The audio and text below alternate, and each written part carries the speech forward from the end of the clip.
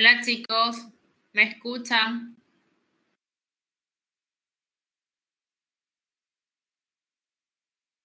¿Cómo están? Bienvenidos. Vamos a iniciar nuestra clase.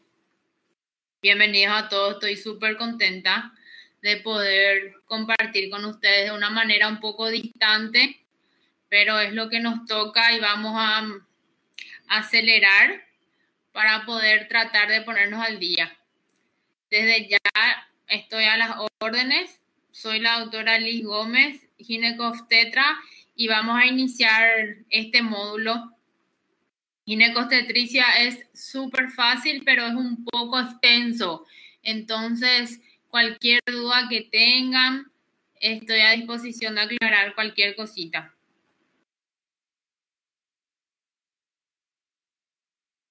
Nadie está con problemas con el audio, ¿verdad?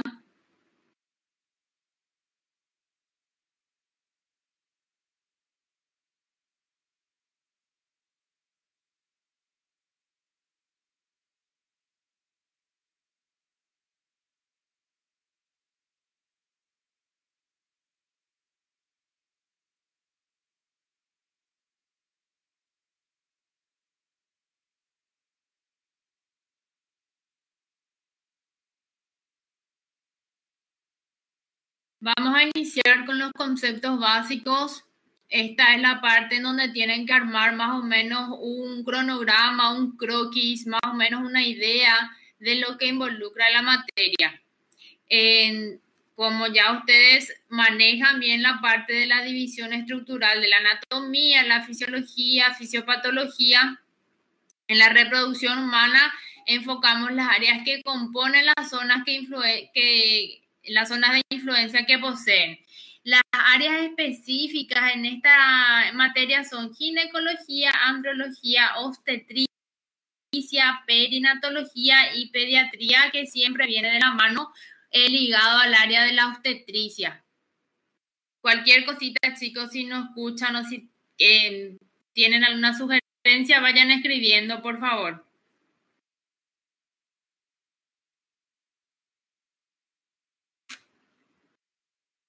En cuanto al enfoque de la reproducción humana, manejamos que como el proceso biológico de mantener la especie, encaramos desde ese punto de vista la reproducción humana y como un proceso científico para comprender sus mecanismos, como la mente humana crea los medios para su estudio. En verdad, siempre es al futuro. Medicina siempre está cambiando, siempre está innovando, y ginecobstetricia está muy ligada a la tecnología, la parte de la ecografía, de la reproducción específicamente, está muy ligada a la tecnología, por eso es que siempre es vista como una medicina del futuro.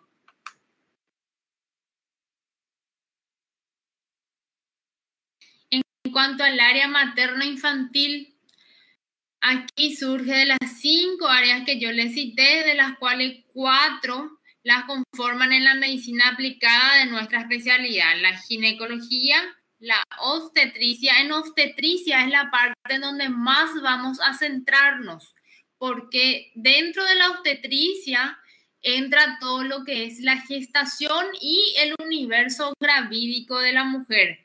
Por eso, en la obstetricia vemos todo lo que involucra la parte pregestacional, la parte gestacional, el control prenatal, todo lo fisiológico y normal que involucra el universo gravídico de una mujer gestante. Fisiológico apunto a lo normal, pero de más adelante vamos a ir desarrollando todo lo que puede suceder en cada trimestre del embarazo patológicamente hablando. Desde las primeras semanas de gestación, los abortos, ya sean estos provocados o espontáneos, es la parte más extensa, en verdad, de la obstetricia. Dentro de la materia es la parte más extensa. Después está la medicina perinatal o perinatología y la pediatría, que no podemos desprender de nuestra especialidad, ya que involucra la gestación.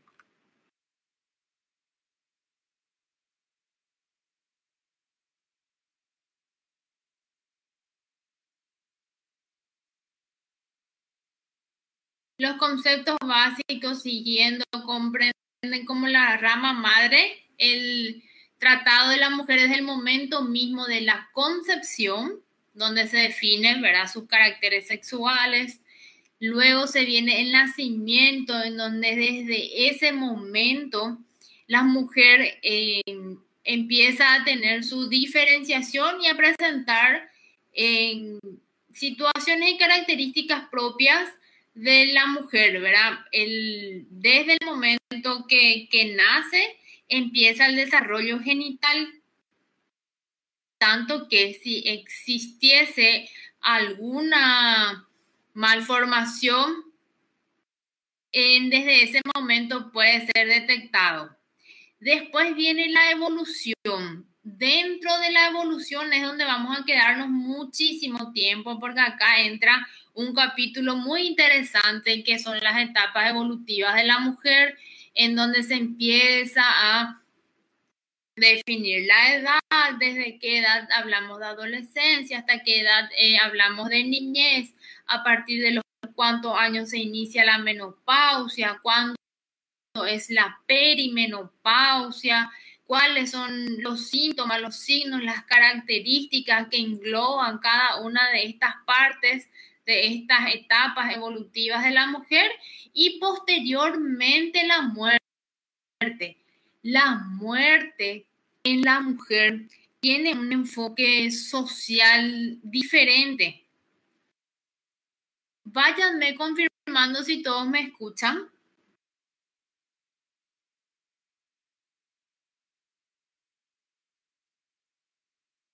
¿Me escuchan, verdad?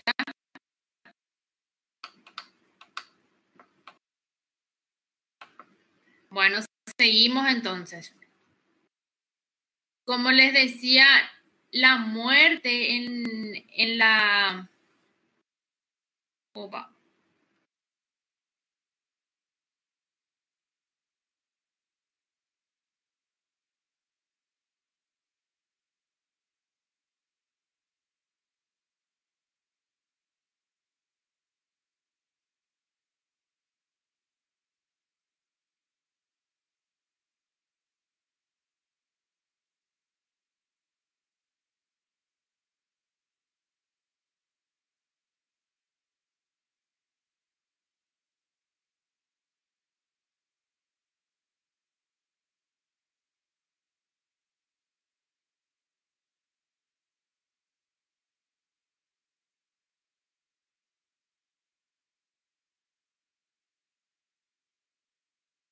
Ay, la muerte en la mujer involucra áreas, o sea, un momento muy marcante socialmente hablando, porque es diferente de acuerdo a la edad en que se desarrolla. Hoy en día existe aquí en el Paraguay, por ejemplo, un programa que habla de las 0 muertes maternas, que son las 0 muertes evitables. Y esto hace referencia a todas las patologías gravídicas específicamente que pueden llevar a la muerte de una mujer en edad fértil, que sería una mujer joven todavía.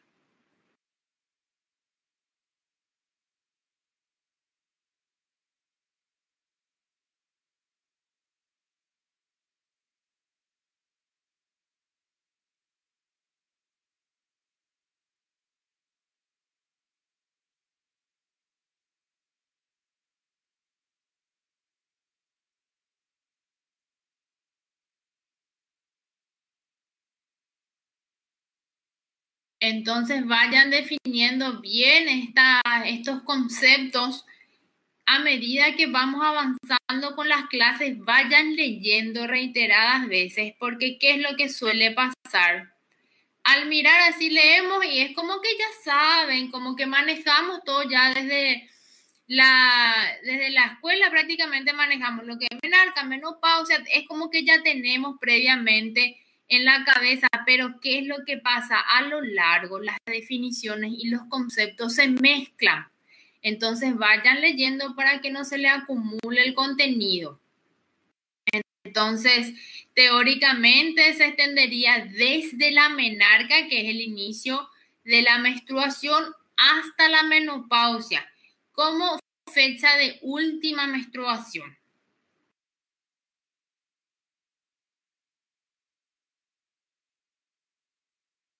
Y acá empezamos con las definiciones. La medicina perinatal o perinato, como solemos decir, perinatología, es en la medicina aplicada parte componente de la reproducción humana. Esta se ocupa de la fisiología y también de la fisiopatología del huevo fecundado, del embrión, del feto. Por eso es que perinatología es muy ligada a la tecnología, porque a través de los estudios ecográficos, del mapeo genético, de una serie de herramientas tecnológicas es lo que hacemos el diagnóstico fisiopatológico desde el momento de la concepción hasta el nacimiento, que serían hasta cuando yo hablo de perinatología, eso solemos preguntar en el examen, hasta las 4 semanas de la vida neonatal, no se confundan.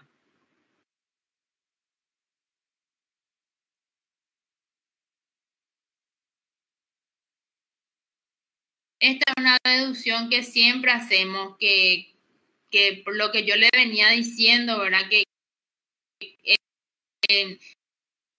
está todo ligado, o sea, son ramas que se ligan todo dentro de lo que es ginecobstetricia. Por eso se suele decir que sin ginecología no hay obstetricia y que sin obstetricia no está la perinatología y a su vez, si no tenemos un entorno perinatológico, no hay pediatría.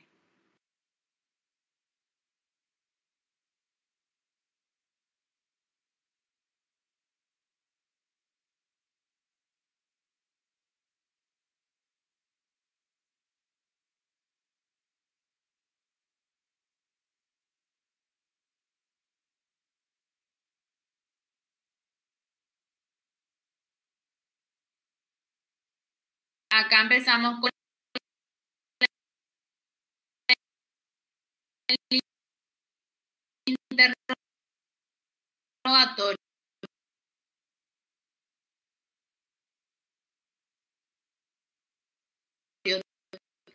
Tan necesario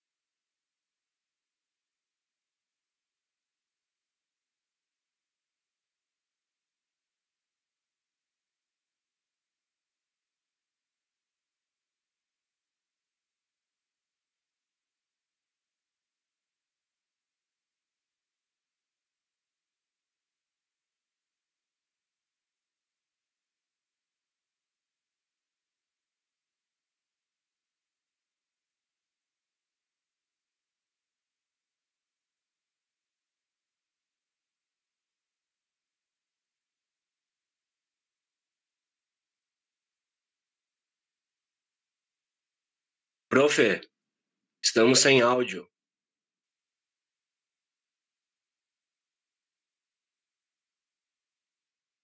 ¿Me escuchan ahora? Agora sim. Estamos a 10 minutos Ay, sem áudio. Dios, no puedo creer. Desculpa. ¿Escuchan todos? Acá me escribió una alumna, solo por eso me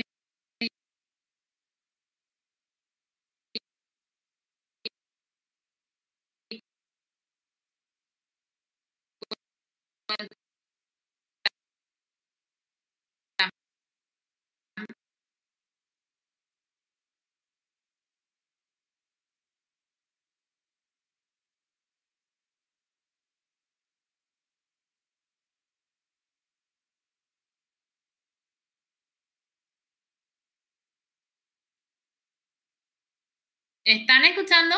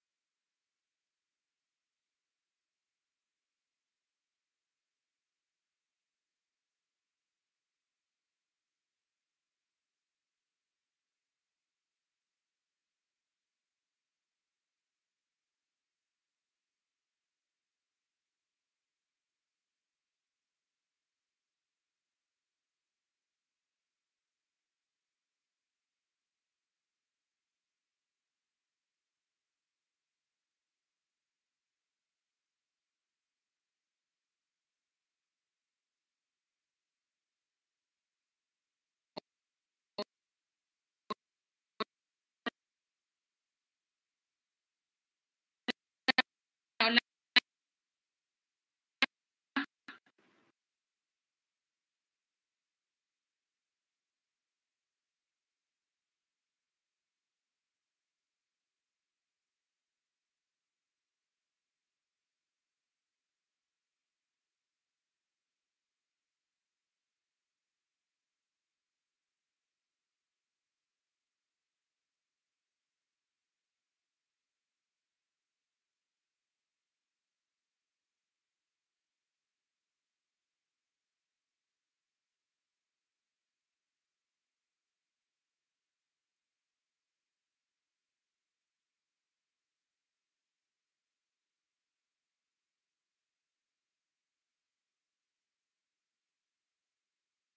Hola chicos, ¿me escuchan?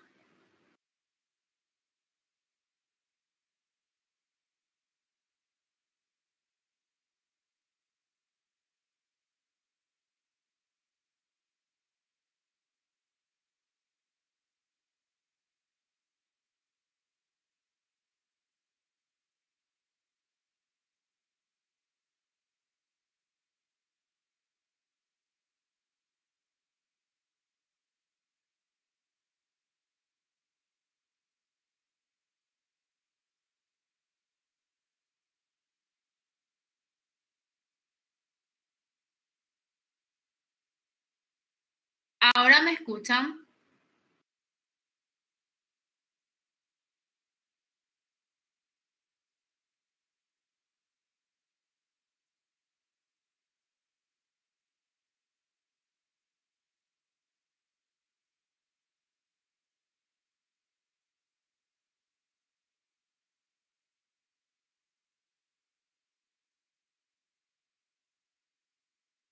Hola, hola, ¿me escuchan?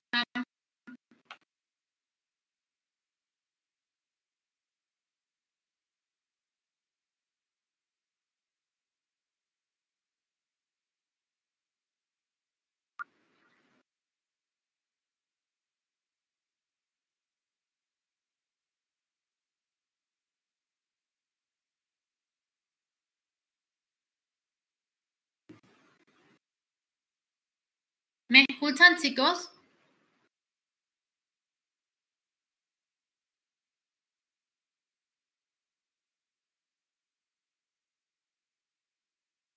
Ahora me escuchan, ¿verdad? Ahí está. Voy a tratar de volver.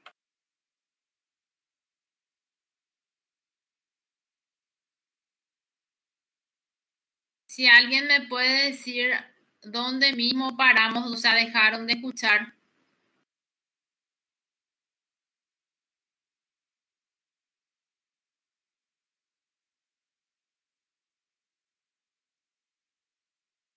Ah, desde el inicio. Bueno, vamos a retroceder.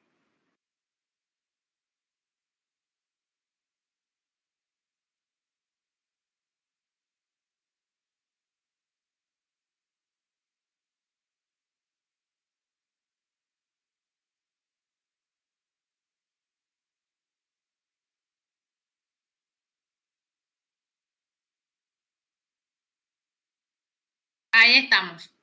Vamos a continuar entonces de esta parte porque creo que no escucharon todos, ¿verdad? Uno más. Acá.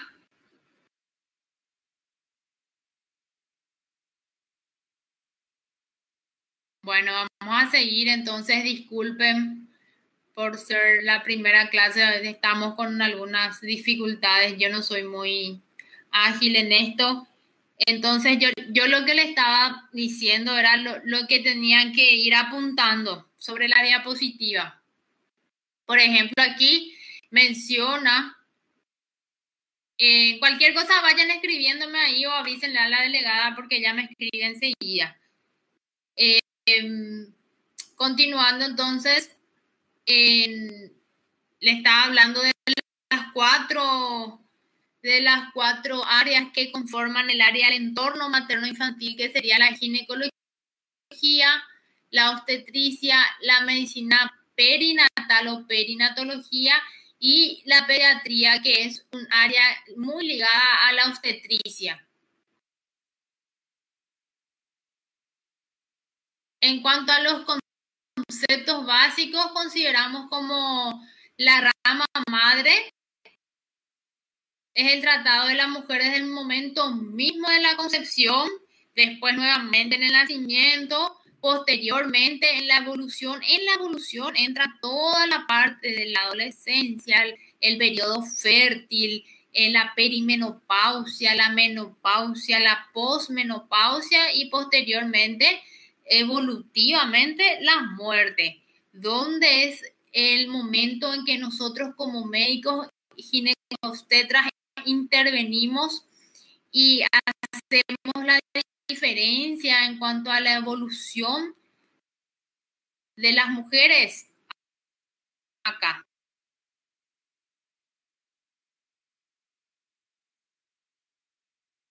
En la evolución, porque obviamente existía mucho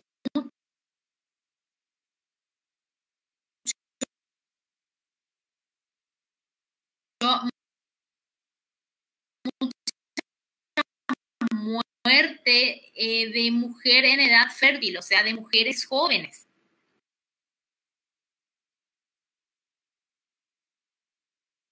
Porque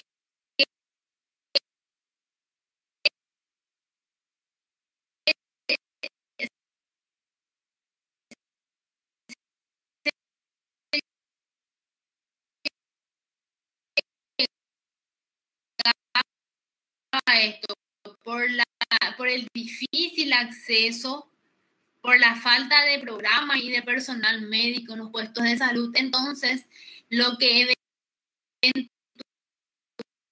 eventualmente sucedía a consecuencia eran los partos domiciliarios, que aquí en Paraguay sigue siendo una constante. ¿Me están escuchando?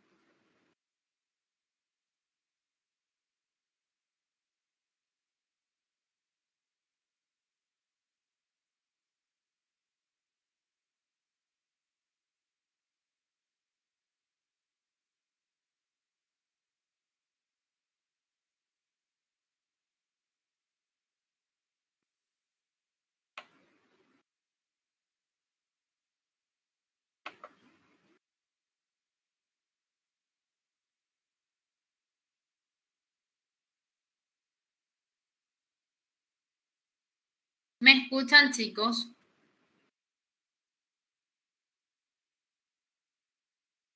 Creo que ahora nuevamente se trabó. Dios mío. Bueno, vamos a continuar. Entonces, como les venía diciendo, nosotros intervenimos en las diversas etapas, tanto desde el nacimiento. Por eso es que es importante conocer tanto lo fisiológico como lo patológico. Lo fisiológico también son signos positivos.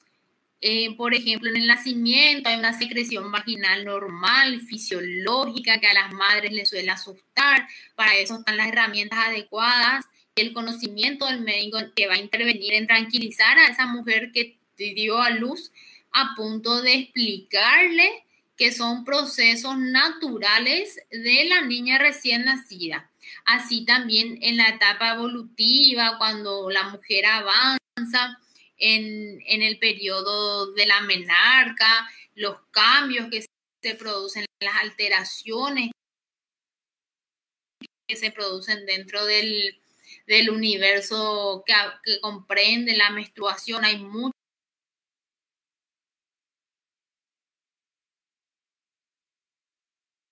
de las muertes que suelen ser en su mayoría evitables en la etapa fértil. Entonces, esos son los puntos que en esta parte tienen que manejar.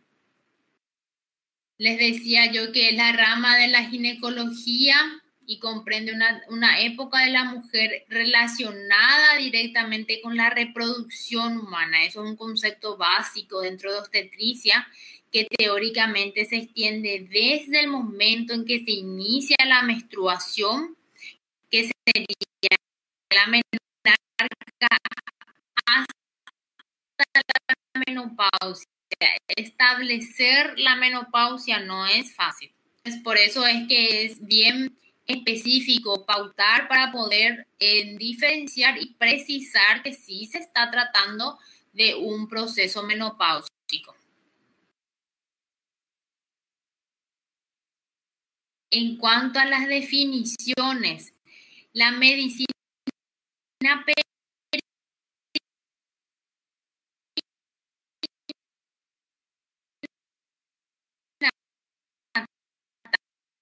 o la perinatología, perinato decimos nosotros normalmente,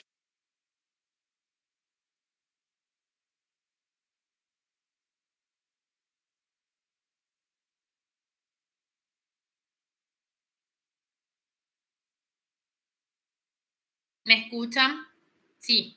Entonces, se dan cuenta que ahora en estas materias ya clínicas ya se empiezan a juntar todas estas materias que ustedes venían dando. O sea, acá ya vamos a hacer un conglomerado de lo fisiológico con lo fisiopatológico. Imagínense, de fisiología, fisiopatología, ahora simplemente se van a profundizar ya en lo que es la materia específicamente. Desde el momento de la concepción, su nacimiento, hasta las 4 semanas de la vida neonatal, es lo que hablamos de perinatología. No sé si hace rato me escucharon, yo le estaba diciendo que esta definición suele ser pregunta de examen.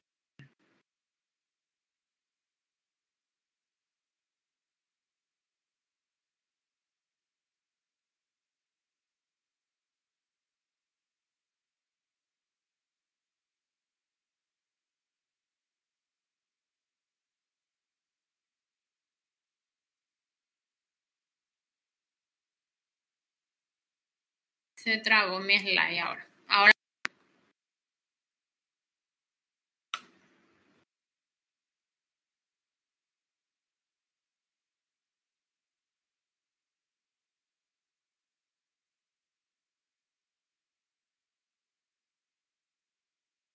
Por lo tanto, deducimos que sin ginecología no hay obstetricia, sin obstetricia no hay perinatología y sin perinatología no hay pediatría. Son situaciones ligadas. O sea, yo no puedo hablar de perinatología sin un contexto obstétrico.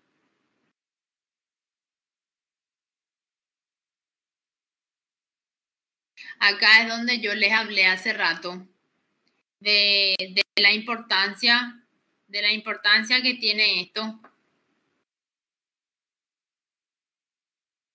del interrogatorio, que es tan necesario preguntar con acierto, cómo saber escuchar con tranquilidad.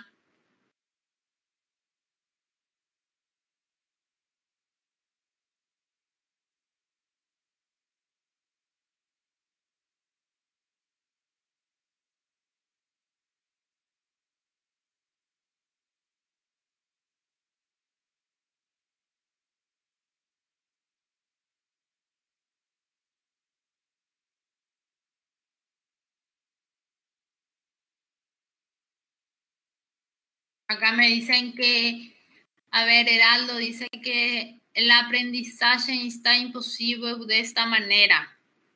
¿Me escuchan ya ahora, chicos? Fue la forma que encontramos para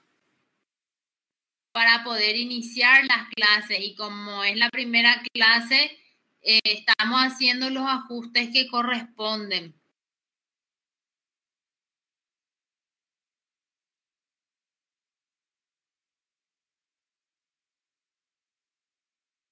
Siguen sin escuchar.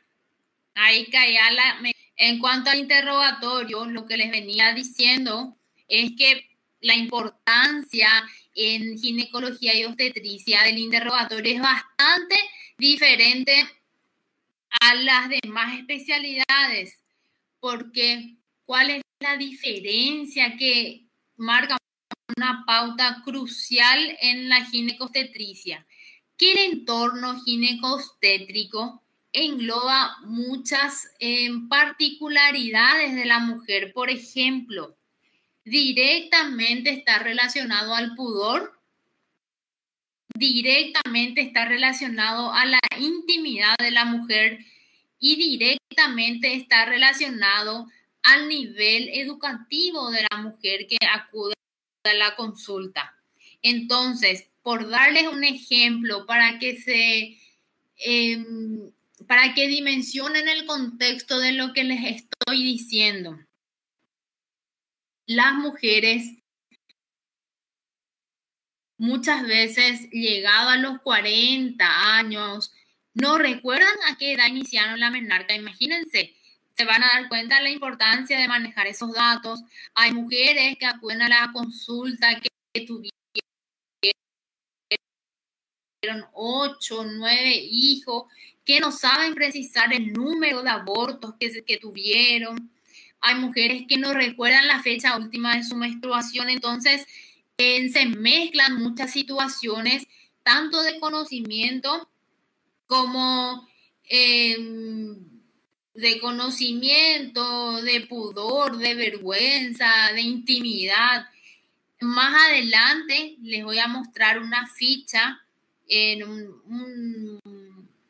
un ejemplo de lo que sería una historia clínica ginecológica, y ahí se van a dar cuenta que en una parte del interrogatorio hay una porción en donde tenemos que poner el número de parejas sexuales.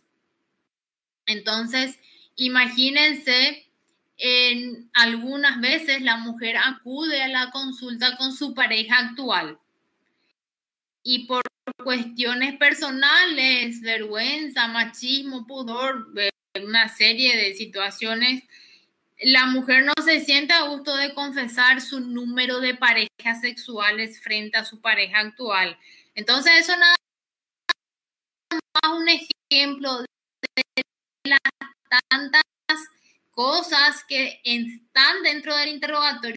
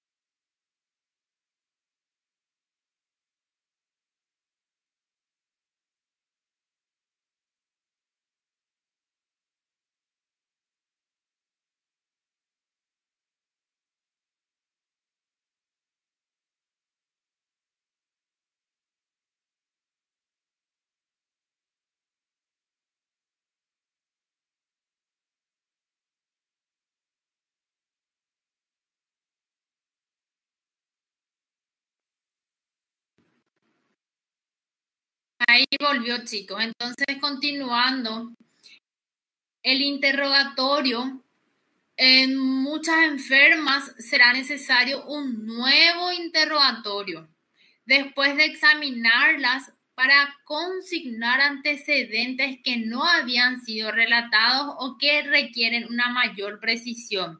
¿Se dan cuenta lo que les estaba diciendo? Algunas veces la mujer tiene vergüenza de relatar los hallazgos en sus genitales, entonces prefiere ser examinada antes que relatar. O la redacción de una historia clínica y sobre el planteo del interrogatorio no es fácil. ¿Saben por qué? Porque la mujer no aporta datos y si no se hace un buen examen físico no se puede llegar al diagnóstico. Más adelante se van a dar cuenta cuando inicien las prácticas que ustedes van a necesitar quitar el diagnóstico. O sea, van a tener que tener juego de cintura para que la mujer aporte los datos certeros. Entonces, ahí entra mucho la parte psicológica de la mujer. Imagínense, bueno, están en la práctica, en el hospital, van a iniciar a hacer las historias clínicas, empiezan con los datos, cómo te llamas señora, cuántos años tenés, los demás datos. Y era una mujer embarazada, su cuarto hijo, pero ella viene con un antecedente de abuso sexual. Imagínense hacer una historia clínica a ese tipo de mujeres con ese contexto psicológico. Por eso es que no es tan simple como parece al principio. Hay una serie de cosas que tienen que llevar en cuenta en el momento de iniciar el interrogatorio.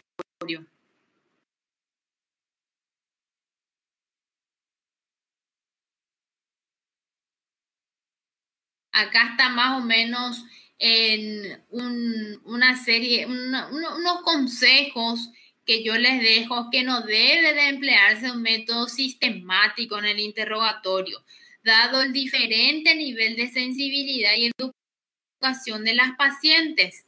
Esto es completamente relativo a un universo femenino en donde sabemos que tenemos que las mujeres tienen distintas personalidades.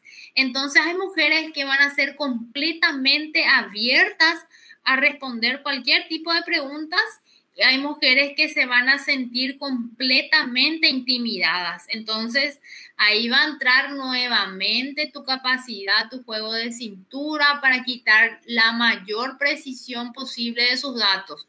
Entonces hay una diversidad de cuadros clínicos, pero en toda anamnesis conviene dejar establecidos estos puntos. La identificación del paciente, que sería su nombre y apellido, el estado civil, la nacionalidad, la edad. Acá yo les dejé un rango de edades para que ustedes puedan manejar cuando están en la posmenopausia, en el climaterio. Entonces, por ahí ya empieza. Cuando yo les digo, por ejemplo, vamos a empezar a hablar de casos clínicos y le digo, mujer adulta de 60 años de edad, ahí automáticamente al decirle 60 años de edad, ustedes ya excluyen una serie de situaciones. Por ejemplo, menstruación. Por ejemplo, embarazo, ¿entienden? Y abren ya patologías propias de alrededor de los 60 años. Por eso es que en ginecobstetricia la edad es crucial. Acá yo les dejé una serie de motivos de consulta, pero les voy a mencionar los más frecuentes. Es el 80% de las consultas es el dolor en bajo vientre, el dolor abdominopélvico, porque es la sintomatología más frecuente a una serie de situaciones ginecobstétricas, ya sea en menstruación, síndrome premenstrual, inicio de gestación, aborto, quiste de ovario. Entonces, el dolor en bajo vientre o abdominopélvico es algo bastante puntual de ginecostetricia. Y después está el flujo, la leucorrea en portugués creo que le dicen cogimento. Entonces son motivos de consulta muy frecuentes. Después están los trastornos en las relaciones sexuales, en verdad y actualmente son motivos de consulta más actuales. Antiguamente, los trastornos en las relaciones sexuales no era un motivo de consulta porque, como les estaba diciendo, envolvía el pudor, la intimidad, la sexualidad de la mujer y era como que ahí encima pesaban las creencias, el machismo. Entonces, antiguamente no era un motivo de consulta. Hoy en día y cada vez más, la parte sexual se está relacionando cada vez más con la salud integral de la mujer. Entonces, antiguamente que una mujer acuda a un ginecólogo para precisar que tiene anorgasmia era un crimen. Y hoy en la actualidad es un motivo muy frecuente de consulta ginecostétrica. Es más, alto porcentaje de mujeres cursan con relaciones sexuales sin orgasmo. Entonces, es una realidad. Después está la pérdida involuntaria de la orina, que suele ser motivo de consulta relacionado o a infecciones o a número alto de paridad. O sea, mujeres que tuvieron muchos hijos pierden el sostén del piso pélvico, entonces la pérdida involuntaria de la orina es otro motivo de consulta. ¿Vamos bien, chicos?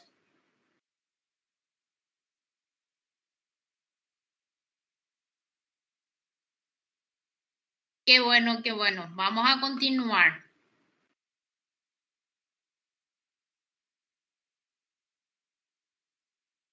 Acá entramos en una parte de la historia clínica y del interrogatorio que hacemos, que son los antecedentes personales.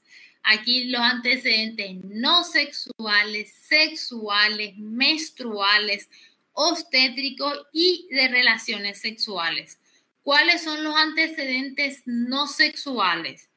Todo lo que la mujer puede aportar relacionado a sus genitales, pero que no conlleve netamente a la sexualidad. Después están los antecedentes sexuales que normalmente nosotros acá preguntamos el número de parejas sexuales, si presentó alguna disfunción sexual, si identifica las disfunciones sexuales, y esto está luego en rojo. Los antecedentes menstruales es algo importantísimo en ginecostetricia porque la ausencia de la menstruación hasta demostrar lo contrario es catalogado como embarazo, pero nosotros sabemos que hay una serie de situaciones que le llevan a la mujer a suprimir la menstruación, alteraciones hormonales, tratamientos quimioterápicos, la anorexia, la bulimia, todos ellos conllevan a una ausencia menstrual. Entonces, tener un bosquejo del antecedente menstrual es muy importante. Después están los antecedentes obstétricos. ¿Cuáles son los antecedentes obstétricos? El número de embarazos que tuvo esa mujer en su vida.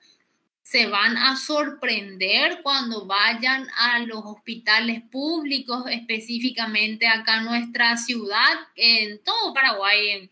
Es muy constante el alto número de embarazos en pacientes adolescentes. Entonces, les va a tocar hacerle la historia clínica a una paciente que tiene 19 años y que es su tercer hijo, su segundo aborto. Entonces, es una constante lastimosamente frecuente en la actualidad. Y después el antecedente de las relaciones sexuales, su número de parejas, cómo cursa ella su vida sexual activa, inactiva, los desórdenes dentro de las relaciones sexuales.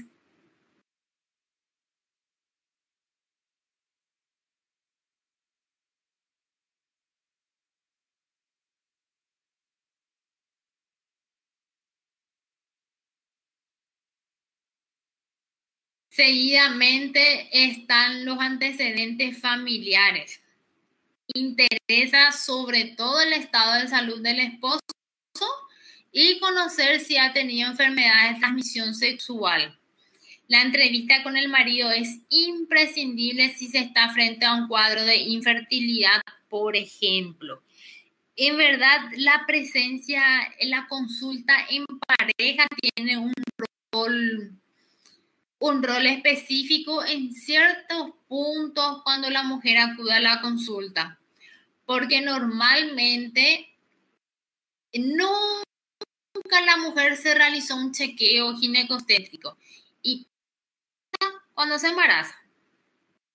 Eso es algo súper frecuente, que la mujer no está habituada a hacerse un chequeo anual, entonces no tiene antecedentes, no tiene registro de estudios, no se hizo Papá Nicolau, si se hizo 3, 4 veces en toda su vida.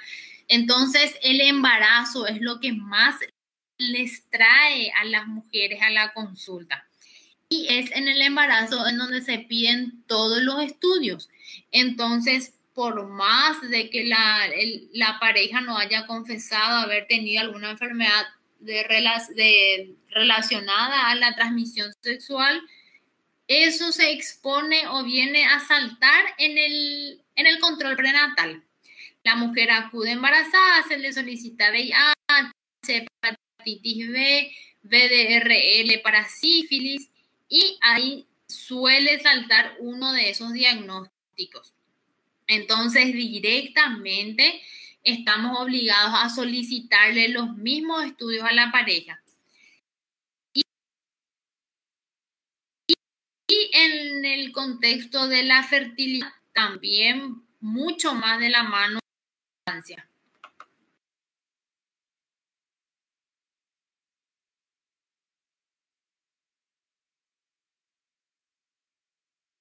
Después entramos en el examen físico de la paciente. El examen de la paciente, empezamos siempre por la parte de la tiroides, en donde muchas veces las disfunciones del ciclo menstrual están relacionadas a alteraciones de las hormonas tiroideas. Después están los exámenes de mama. Ahora estamos en pleno octubre rosa. Entonces la consigna es que el examen de las mamas sea una constante en cada consulta, no solo en el mes de octubre y no solo con las mujeres que consultan por motivos de mastología. Que sea una rutina. Esa es la consigna. Después están los exámenes de los órganos genitales, el tracto vagino-abdominal combinado. ¿A qué yo hago referencia cuando digo examen de los órganos genitales? ¿Qué es lo que yo voy a mirar? Están los genitales internos y los genitales externos. Por parte de los genitales externos, la vulva, los labios mayores, los labios menores, el clítoris, el capuchón del clítoris, son órganos que suelen ser asiento de inflamaciones, de patologías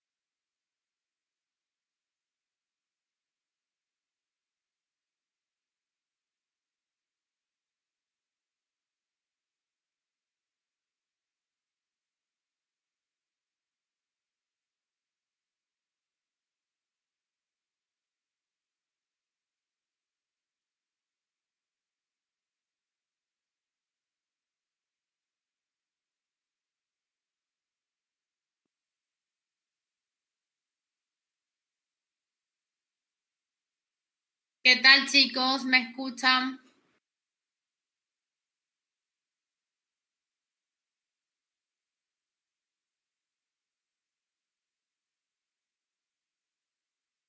Ay, chicos, vamos a ver la forma de terminar esta primera clase y la próxima voy a ver la forma de buscar cuál es el inconveniente, porque yo miro el internet y está con buena señal y Diego me dice que no hay problema con la plataforma, entonces para la siguiente clase vamos a perfeccionar esta dificultad con la plataforma o con mi internet. Voy a buscar cuál fue el problema, entonces voy a seguir y tratar de terminar rapidito. Vayan tomando los apuntes, la clase se va a quedar para ustedes. Los métodos complementarios del diagnóstico. Acá entran a tallar la rutina laboratorial, el estudio de la secreción cervical y vaginal, el cultivo de la secreción cervical y vaginal y el estudio del cuello uterino, que vendría a ser la colposcopía, la citología. Después está la prueba de Schiller, que se hace dentro de la colposcopía. La biopsia en el tracto genital inferior, que es una constante cada vez más por el tema del HPV. Biopsia de la vagina y en vulva, donde también hay presencia de HPV. Y la biopsia simple exocervical.